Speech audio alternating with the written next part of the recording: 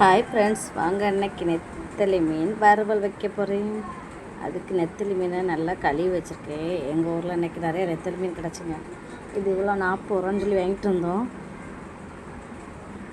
இந்த மீனை எடுத்து இப்படி கையை வச்சு எடுத்தால் போதுங்க, முள் தனியாக அப்படி வந்துடும்.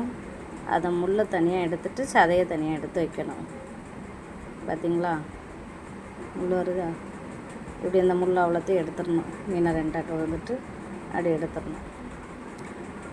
அவ்வளோ மீன்லேயும் முள்ளை எடுத்து வச்சுட்டு நம்ம ரோஸ்ட்டு கொண்டாக்கு ரெடி பண்ணி வைப்போம். இதை அவ்வளோ எடுத்துகிட்டு அதுக்கு லாஸ்ட்டு ஒரு தண்ணி கழுவுனா கிளியர் ஆகிரும். முள் அவ்வளோ எடுத்துடலாம். அப்படி பார்த்திங்களா, இப்படி முள்ளெல்லாம் வந்துடும். அப்படி அவ்வளோ மீனை நம்ம எடுத்துருவோம். எடுத்துட்டு பார்ப்போம். இவ்வளோ மீன் முள் வந்திருக்குங்க. வேஸ்ட்டு நிறைய கழிஞ்சிருக்கு பாருங்கள்.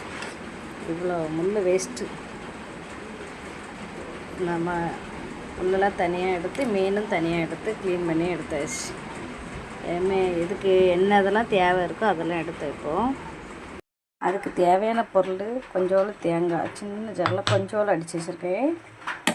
அதுக்கறவு பல்லாரி 1 நறுக்கி வச்சுருக்கேன். கொஞ்சோளு கருவேப்பிலை, கொஞ்சம் பச்சை மிளகு 3 நறுக்கி வச்சுக்கிடணும். சட்டி அடுப்பில் வச்சுட்டு கொஞ்சம் எண்ணெயும் ஊற்ற வேண்டியதான். சட்டி சூடாகிட்டு எண்ணெய் ஊற்றி வச்சு எண்ணெய் சூடாகிட்டு இதை 3மே நம்ம சேர்த்து எண்ணெயில் வதக்கிடலாம்.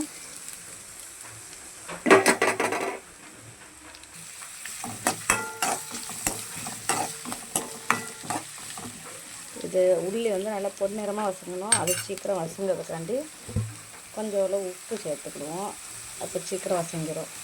பல்லாரி நல்லா பொன்னிறமாக சூப்பராக வசங்கிட்டு கலர் சேஞ்ச் ஆகி வந்துட்டுங்க. இந்த பக்கம் போதும். இதுக்கு மேலே வசங்கன்னா இப்போ நம்ம மீனை போட்டுருவோம்.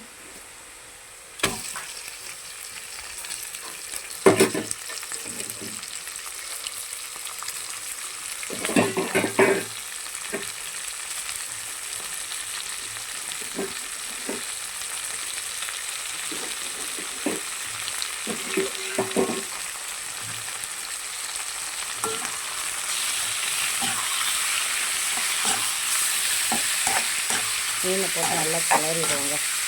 2 நிமிஷம் தாங்க மீனை போட்டு டக்குன்னு நிறம் மாதிரி தான் இப்படி இருக்கா. நான் 2 நிமிஷத்தை கழித்து பாருங்கள். சூப்பராக வெந்துடும். சூப்பராக வெந்துட்டு பாருங்கள். மீன் மாதிரியே தெரியலை. இப்போ இதுக்கு தேவையான அளவு உப்பு போட்டு விடுவோம். எப்படியும் பல்லாரில் உப்பு போட்டிருக்கனால இதுக்கு கொஞ்சம் உப்பு போட்டால் போதும். போட்டுட்டு ஒரு கிளறிட்டு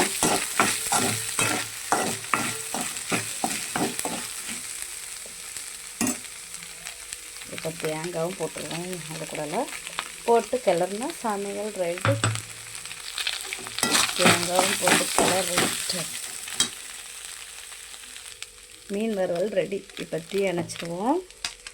தீ அணைச்சாச்சு. அணைச்ச வரை கொஞ்சம் நல்ல மிளகு தூள், லாஸ்ட்டாக கொஞ்சம் நல்ல மிளகு தூள் மட்டும் போட்டால் போதும். லைட்டாக போதும்.